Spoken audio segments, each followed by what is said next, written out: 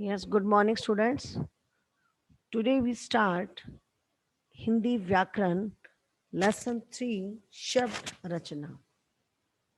शब्द रचना क्या होती है कि शब्दों की रचना किस प्रकार होती है. ठीक है, देखो बच्चों, जैसे पहले आपके सामने चित्र दिखाया गया है, रसोई घर, बस और लड़की. ये जो शब्द हैं विभिन्न वर्णों के मेल से बने हैं.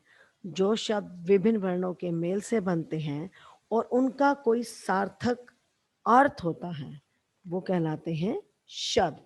जैसे अब देखो बस है, बस को अगर हम वर्ण विच्छेद करते हैं तो इसका बनेगा ब प्लस अ प्लस स प्लस अ, तो बनेगा बस.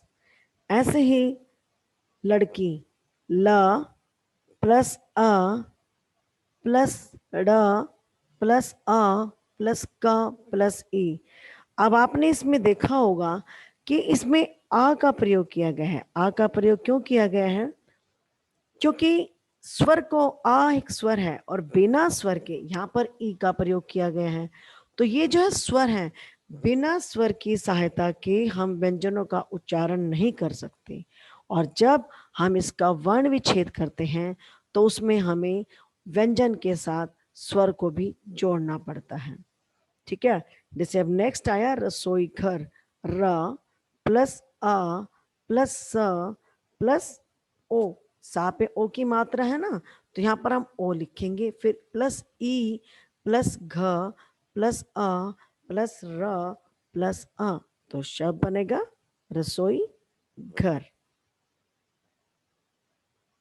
ओके, नेक्स्ट, इन तीनों शब्दों से कोई ना कोई अर्थ प्रकट हो रहा है. इस प्रकार हम कह सकते हैं कि जो वर्ण होते हैं उसके सार्थक समूह को हम शब्द कहते हैं, यानी कि सार्थक मेल को हम शब्द कहते हैं. जैसे अब हमने देखो बनाया बस, लड़की, रसोई घर. अगर हम इसका अपोजिट करते हैं, उल्टा, सार्थक मेल क्या होता है? जब हम इसको क्रम में लिखते हैं सही शब्दों में. ओके, तो वो कहलाता है सार्थक. अगर हम लिखते हैं बस को उल्टा सब, तो ये कोई शब्द नहीं, वर्ड नहीं होता, तो इसलिए हम इसको शब्द नहीं कह सकते. शब्द उसे कहते हैं जो वर्णों का सार्थक मेल या सार्थक समूह होता है. सार्थक क्या होता है? जिसका कोई अर्थ प्रकट होता है. ओके, वर्णों के सार्थक मेल को हम क्या कहते हैं? शब्द कहते हैं. नेक्स्ट, वर्णों का ऐसा समूह जिसका कोई अर्थ नहीं निकलता. जैसा कि मैंने आपको बताया है कि जिन वर्णों का कोई अर्थ नहीं निकलता हम शब्द नहीं कह सकते. जैसे लकम, कीलड़.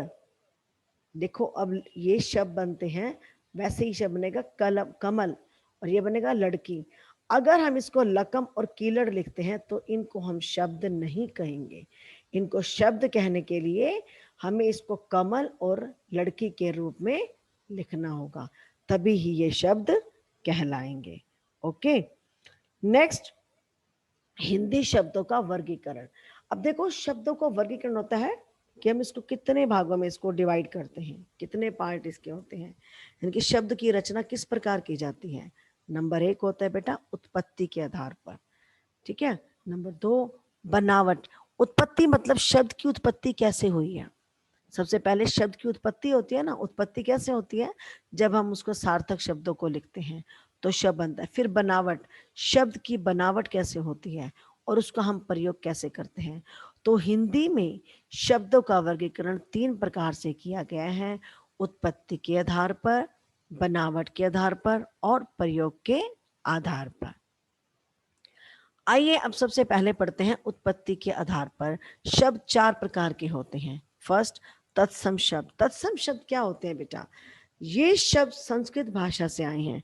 जब आप 5th में होंगे तो आप संस्कृत लैंग्वेज को पढ़ेंगे, तो उसमें जो है ये आपके जो तत्सम शब्द वो शब्द होते हैं जो संस्कृत से आते हैं तथा जिनका हिंदी में ज्यों का त्यों प्रयोग किया जाता है, यानी कि एज इट इज लिखा जाता है. जैसे सर्प, सर्प को हम हिंदी में भी लिख सकते हैं और संस्कृत में भी लिखते हैं. रात्रि, सूर्य, पुष्प, कार्य। ये शब्द, कुछ और भी अनेक शब्द ऐसे होते हैं जिनको हम संस्कृत और हिंदी में एज इट इज लिखते हैं, मतलब इनमें कोई भी परिवर्तन नहीं आता, वो कहलाते हैं तत्सम शब्द। नेक्स्ट आता है तद्भव। तद्भव शब्द क्या होते हैं?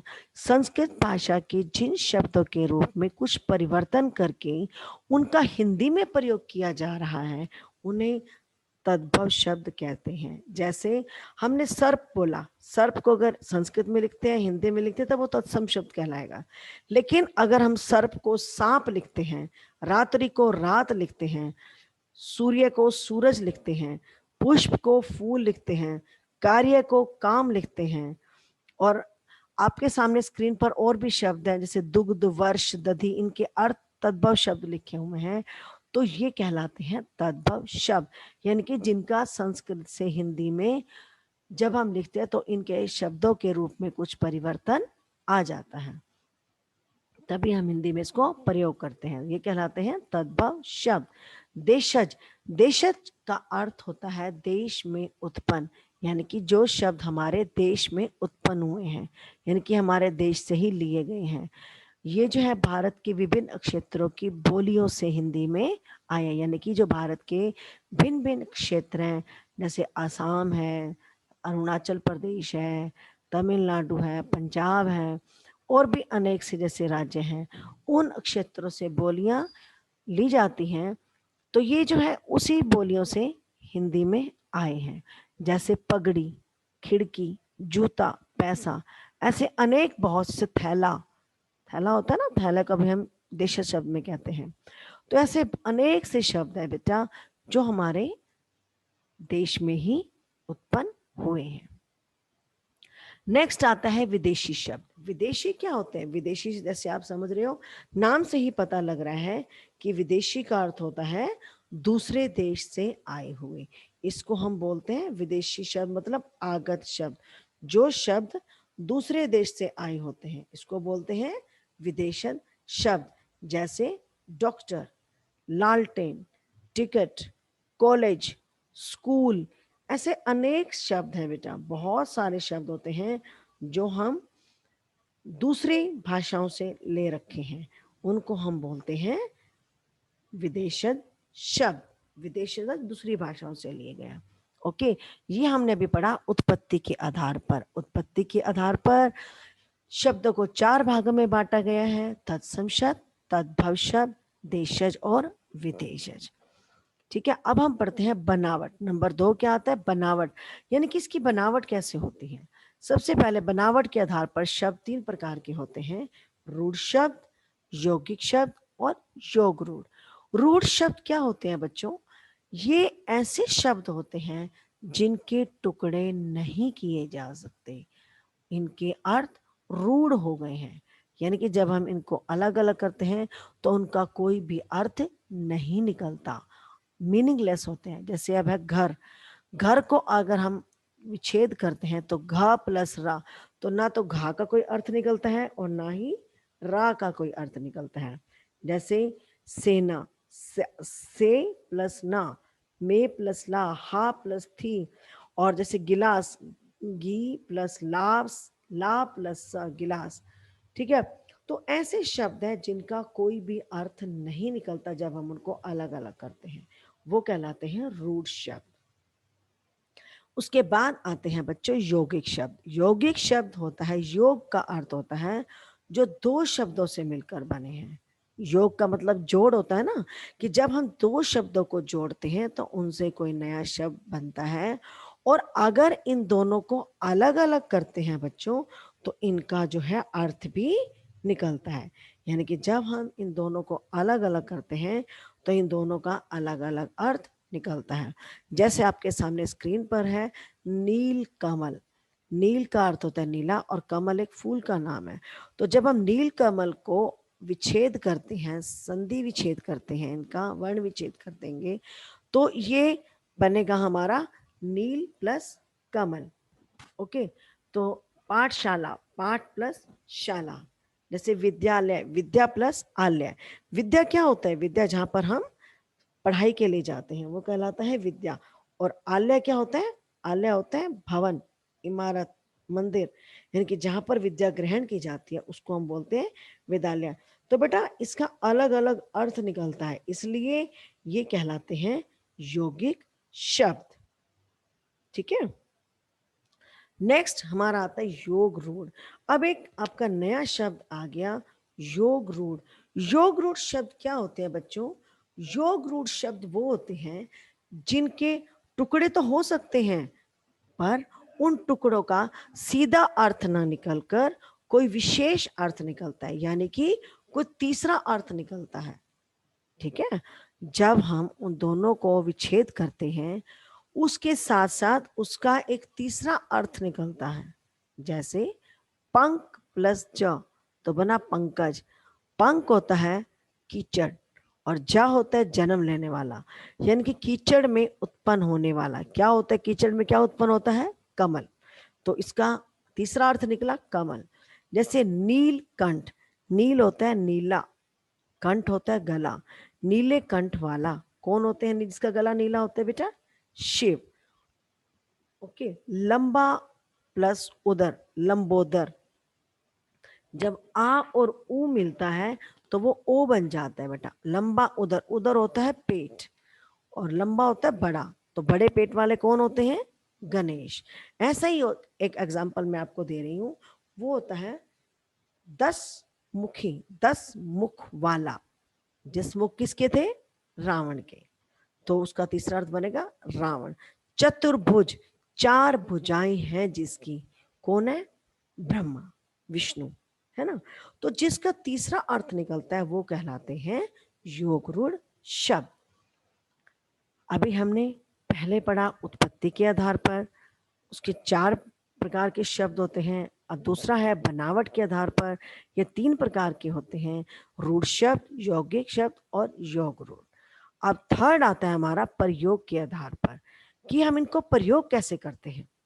प्रयोग के आधार पर शब्द 2 प्रकार के होते हैं बच्चों, विकारी और अविकारी। विकारी शब्द क्या होते हैं? इन शब्दों के रूप में लिंग वचन के कारण विकार या परिवर्तन आता है, जैसे संज्ञा, सर्वनाम, क्रिया, विशेषण। ये सब जो है बच्चों विकारी शब्द हैं। जैसे मैंने बोला राम पढ़ रहा है, पढ़ रहा है ना, तो राम क्या है? संज्ञा, पढ़ना क्रिया, तो पढ़ रहा है क्रिया है। तो मतलब हमने संज्ञा राम के अनुसार ही क्रिया को प्रयोग किया। अगर मैं बोलती हूँ सीता नाच रही है, तो नाच रही हमने उसको परिवर्तन कर दिया, हमने ये तो नहीं बोला कि सीता नाच रहा है। तो मतलब इनके इनमें लिंग वचन के कारण परिवर्तन आता है, वो कहलाते हैं विकारी शब्द। और अविकारी शब्द क्या होते हैं? इन शब्दों के रूप में किसी भी कारण से कोई भी परिवर्तन नहीं आता, इन्हें अवयवी कहा जाता है। जैसे जो, सो, ये सब अवयव होते हैं ना, तो इसके एग्जाम्पल आते हैं क्रिया विशेषण, संबंध बोधक, समुच्चय बोधक, विस्मयादि बोधक, निपात। हिंदी भाषा में ये अविकारी शब्द हैं। अर्थ के आधार पर भी शब्द के भेद किए जाते हैं, जैसे पर्यायवाची, विलोम, अनेकार्थक शब्द, समरूपी, भिन्नार्थक शब्द आदि। इन टॉपिक को हम आगे पढ़ेंगे। शब्द रचना, शब्द की रचना। हिंदी में उपसर्ग और प्रत्यय के योग से नए शब्दों की रचना की जाती है, यानी कि शब्द नए कैसे बनते हैं? जब हम हिंदी शब्दों में उपसर्ग और प्रत्यय का प्रयोग करते हैं, यानी कि उपसर्ग और प्रत्यय के योग से ही जो है शब्दों की रचना की जाती है। फॉर एग्जाम्पल, उपसर्ग क्या होते हैं बेटा? उपसर्ग वो होते हैं जो शब्द से पहले जुड़कर, आप इंग्लिश में भी पढ़ते हो प्रीफिक्स, सोफिक्स, है ना। प्रीफिक्स होता है पहले, तो उसको हम बोलते हैं उपसर्ग। यानी कि ये वे शब्दांश हैं, शब्दांश होते हैं शब्दों के अंश, यानी कि जिनको शब्दों से पहले लगकर नया शब्द बनाया जाता है। जैसे हमारा शब्द है न्याय, अगर हम न्याय के आगे आ जोड़ दें तो ये बन जाएगा अन्याय। धर्म, धर्म के आगे आ जोड़ दिया तो ये बन गया अधर्म। पुत्र, पुत्र के आगे आ जोड़ दी, सु जोड़ तो बन गया सुपुत्र। अगर कु जोड़ तो बनेगा कुपुत्र। ठीक है, तो आ सु ये जो है उपसर्ग है और ये शब्द है। एक बात और ध्यान रखना बेटे कि जब हम उपसर्ग को शब्द के साथ जोड़ते हैं तो शब्द का अर्थ होना चाहिए। ऐसे नहीं कि हम कुछ भी शब्द के साथ उपसर्ग जोड़ दें तो वो शब्द बन जाएगा। यानी कि जब शब्द को उपसर्ग से अलग करते हैं तो उसका अर्थ निकलना चाहिए। कुछ और उपसर्ग उसमें देखो बने हुए हैं, जैसे आ शब्द का हम प्रयोग करते के बिना, अन का भी के बिना, अनजान, अनहोनी, अनमोल, अज्ञान, असत्य। कु शब्द का हम जो है उपसर्ग का प्रयोग करते हैं बुराई के लिए, कुमार्ग, कुपुत्र, कुरूप, कुसंग। सु होता है अच्छाई के लिए, दूर होता है बुरा के लिए, दुर्दशा, दुर्बल, दुर्भाग्य, दुर्घटना। प्र होता है अधिक के लिए, प्रबल, प्रयोग, प्रसिद्ध, प्रचार। एक आता है पराया, यानी कि दूसरे के लिए, परहित, परदेश, परोपकार, पर पुरुष। निर होता है ना होना, निर्दय यानी कि दया ना होना, निर्बल कमजोर ना होना, निर्बल, निर्भय, निरपराध। निर मतलब ना होना, मतलब वो बल नहीं है उसके अंदर, दयालु नहीं है, भय उसके अंदर है और अपराध करता है। निरपराध, अपराध नहीं करता, निरपराधी। अपराधी होता है अपराध करने वाला और निरपराध जिसने अपराध ना किया हो। तो इस प्रकार हमारे उपसर्ग हैं जिनके अर्थ निकलते हैं और इनसे नए शब्द बनाए गए हैं। नेक्स्ट हमारा आता है बेटा प्रत्यय। प्रत्यय क्या होता है? ये वे शब्दांश हैं जिन्हें शब्द के अंत में लगाकर नया शब्द बनाया जाता है। उपसर्ग क्या थे हमने पढ़ा अभी? उपसर्ग जो है बच्चों शब्द से पहले जुड़ते हैं और प्रत्यय शब्द के बाद में जुड़ते हैं। देखो इनसे शब्द बना है सुंदर। सुंदर शब्द है, सुंदरता के साथ अगर ता को जोड़ा जाए तो ता इसमें प्रत्यय है, तो शब्द बनेगा बच्चों सुंदरता। ऐसे ही वर्ष प्लस एक, वर्ष प्लस एक, वर्ष क्या है? वर्ष हो गया और एक हो गया प्रत्यय। तो अगर हम इनको जोड़ते हैं तो ये बनेगा वार्षिक। ओके, अब देखो कुछ प्रमुख प्रत्यय से बने हुए नए शब्द हैं, जैसे प्रत्यय दिए हुए ता, इत, इक, वान, वती, तव, आकु, इन, ई। इनसे नए शब्द बने हैं सुंदरता, योग्यता, भव्यता, ठीक है, इत, शिक्षित, सीमित, लिखित। ये तो कुछ एग्जाम्पल है बच्चों, आप अपने आप से भी ऐसे नए शब्द का निर्माण कर सकते हो। वान, गुणवान, धनवान, बलवान। वती, गुणवती, धनवती, बलवती, पुत्रवती। और भी बनते हैं तव, मनुष्य तव, देव तव, पशु तव। आकू, पढ़ाकू, लड़ाकू, हलाकू। ईन, रंगीन, संगीन, नमकीन। ई, लंबाई, ऊंचाई, चढ़ाई। इस प्रकार ये जो प्रत्यय है इनको शब्दों के साथ जोड़कर नया शब्द बन जाते हैं। ठीक है, नेक्स्ट अब हमने जो इस लेसन में पढ़ा, मैं इस लेसन को एक बार रिकैप करा देती हूँ कि वर्णों के सार्थक मेल को शब्द कहते हैं। जैसा कि मैंने आपको बताया कि अगर उनका सार्थक मतलब सही मेल नहीं है तो वो शब्द नहीं कहलाते। ठीक है, हिंदी भाषा में शब्दों को 3 आधारों पर बांटा गया है। कौन कौन से थे बच्चों? उत्पत्ति के आधार पर, बनावट के आधार पर और प्रयोग के आधार पर। विकारी शब्दों के रूप में परिवर्तन होता है जबकि अविकारी शब्दों में परिवर्तन नहीं होता। उपसर्ग का प्रयोग शब्द से पहले किया जाता है और प्रत्यय का प्रयोग शब्द के अंत में किया जाता है। तो बच्चों आज हमने पाठ जो समझा और पढ़ा वो है शब्द रचना।